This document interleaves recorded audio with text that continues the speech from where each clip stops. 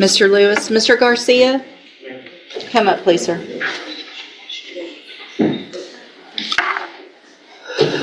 Wait, pause right here. This is the moment everything starts to fall apart. Imagine standing in court and the judge calls multiple defendants at once. That's not routine. That's a warning. Someone's about to have a very bad day. You see, when you're out on bond, that's temporary release before trial, you're expected to follow strict rules. One of the biggest? Drug testing. It's not optional. It's the court's way of asking, can we trust you? And the second that test comes back positive, everything changes. No second chances. No benefit of the doubt. Just consequences. And trust me, this is only the beginning. But what happens next is where things get serious. Yeah, you tested positive for marijuana, amphetamines, methamphetamines, and ecstasy. Did you drive here? Oh, you're surprised about the ecstasy? Yeah, I'm surprised about that. I did smoking. I did relapse a few days ago. Yeah. All right, so I'm going to find, obviously, that is a violation of your bond conditions. I also told you last week specifically that you had to be here on time. No, you were not here. And so I'm going to raise your bond in your case to $100,000. If you make that bond, a condition of it is that... This right here now is a watch this textbook. closely. This is what a bond violation looks like in real time. The judge raises the bond to $100,000. That's not just a number. That's pressure, because bond isn't punishment. It's leverage. The court is saying one thing loud and clear. We don't trust you anymore. And now, freedom comes with conditions. Drug patches on your skin.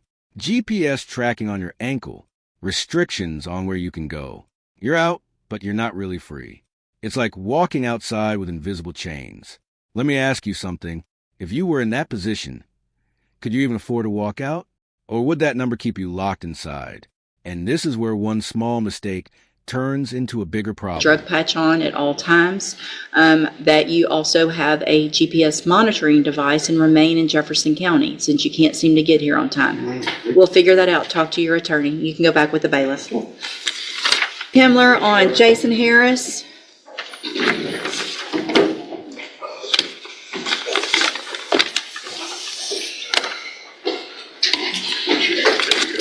All right, Mr. Harris, this is 24 DCCR 2254. You tested positive this morning for methamphetamines and amphetamines. I drink a lot of 5-hour powers for 3 days, and that's the only thing I think that would make a problem. I've been in Houston with my kids, and I ain't even been around here right now. And I drink a lot of 5-hour powers regularly. 5-hour powers is not going to test positive for methamphetamine. If you send it off to the lab, I'm sure you'll see that it's not, I don't do nothing like that. I don't even have the money for that. Well, all I know is you tested positive for methamphetamine. And obviously there's some concern because you were arrested while this case was pending. And Mr. Coleman figured that out. Hold on. So it's a traffic ticket. Just hold on. I would just observe if it's paraphernalia, that's a Class C and normally those aren't arrestable.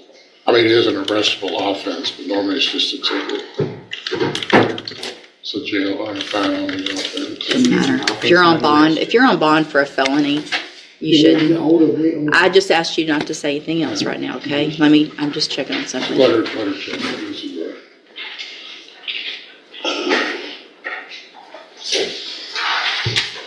Obviously, Google and... The moment many defendants make it worse. Excuses. I only drank energy drinks. Sounds harmless, right? But in a courtroom, that excuse falls apart fast. Judges hear this all the time. Different story. Same ending. Because here's the truth. Caffeine doesn't magically turn into illegal substances. And the court knows it. So instead of helping your case, you dig the hole deeper. One wrong explanation. One weak excuse. That's all it takes. And now... the judge isn't just questioning the test. They're questioning the end-all be-all, but it is even more serious. Unlikely to cause a positive result on a standard drug test. A 5-hour energy drink does not contain prohibited substance like THC, opiates, or amphetamines. extremely rare and undetected issues involving cross-contamination during manufacturing would do it. So I don't think that's what we're worried about today. I'm going to grant the state's motion to raise your bond based on the fact that you tested positive, based on the fact that there was an additional arrest while you were on bond for a felony offense.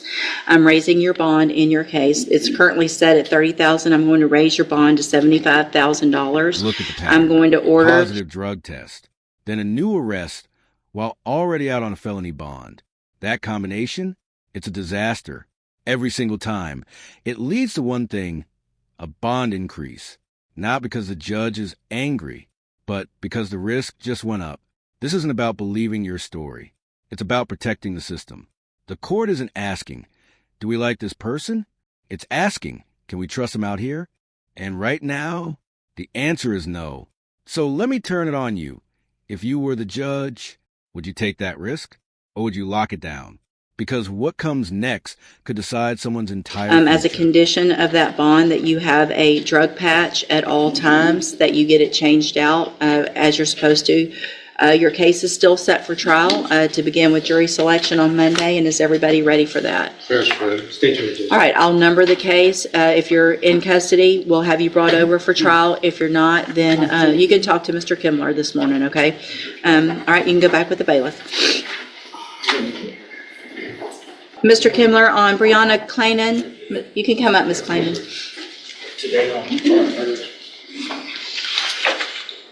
All right, Ms. Clayton tested negative, which is obviously good, and No 5-hour energies. yeah, you never know about those energies. Stay away from Ms. Clayton, in cause number 25, DCCR 0446, you were previously in court, entered a plea of guilty to evading arrest or detention with the use of a vehicle. I have received the pre-sentence report. Has everyone had an opportunity to review that report? defense agent. Yes, Your Honor. Are there any additions or corrections? Nothing defense. Not from the state, Your Honor. What is everyone's position with regard to the recommendation in the pre-sentence report with regard to her addiction issues? The recommendation is ISF followed by JCDI program. Again, from the defense, Your Honor, the treatment is a continuum, I suppose, and since she's demonstrated, at least today, that she's drug-free, then I would suggest the court hold the ISF in advance to just see how she progresses on probation. Maybe perhaps with a drop program. Well, she's going to go through JCDI for sure, Or JCDI. if at a minimum. Mr. Nichols, thoughts since I she would ask at tested least for negative? JCDI, Your Honor. She's still underage, but she has a drinking problem and needs to get that dealt with, treated, or under control. And she also smokes marijuana regularly. The facts on this case, she and a friend were heavily intoxicated, Yeah. fled from police, lucky it wasn't a Could've been crash, It could have been terrible. tried to hide out from police around Yeah, a. I know, yeah. and it could have been a lot worse. And I'll just tell the court from reviewing the video, at least that night, they sure thought it was hilarious. She needs to grow up. She needs to take a little more serious what's getting her here in felony court. Yeah. And I'll. You understand it's not funny. I mean, I'm not going to get married. no, I understand that right now, and people do But that. that night, yeah, I do regret everything that night. So here's the thing, and the seriousness of this is that if you don't do what you're supposed to and get your life on the right track, which is what everyone wants. You're young. We want you to be successful. You're going to get a probation today where you don't have a felony conviction on your record. And if you complete that probation, you're never going to be a convicted felon. But if you violate and you don't take advantage of the programs that we're going to give you, it's going to be difficult because you're at an age where all your friends are going to be doing things that you're not going to be able to do. But the alternative is prison for up to 10 years. So you need to think about that every time somebody says, oh, just come on out with us and do whatever. And your answer is going to be, I'll do that in a few years when I'm not on probation, right? Because I don't want to go to prison for 10 years. So I am going now, to... everything changes.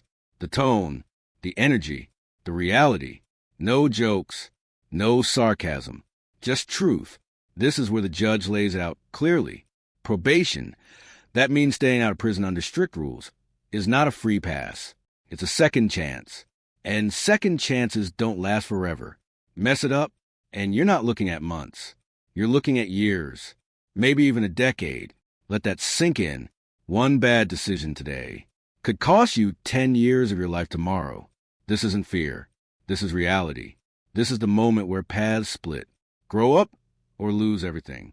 So ask yourself, what would you choose if this was your last You made chance? with the district attorney and defer all proceedings and place you on probation for 3 years. You're ordered to pay the $250 fine. I am going to order that you enter and successfully complete the ISF substance abuse track, but I'm going to hold that in abeyance. That is an inpatient 90-day program. So if you get in, you're going to be required to go to JCDI and complete that program. And it'll give you the tools, hopefully, that you need to stay sober. If that's not enough and you need something more, it's already ordered. A warrant will go out for your arrest. You'll go into custody and you'll go straight to that program, okay? I'm handing you the trial court certification that shows this was an agreement that I followed. So you have waived your right to appeal. You just need to have a seat here in the courtroom. Probation will call you up when she's ready to go over your paperwork. Good luck to you, ma'am. Thank you, Your Honor. Thank you. Yeah.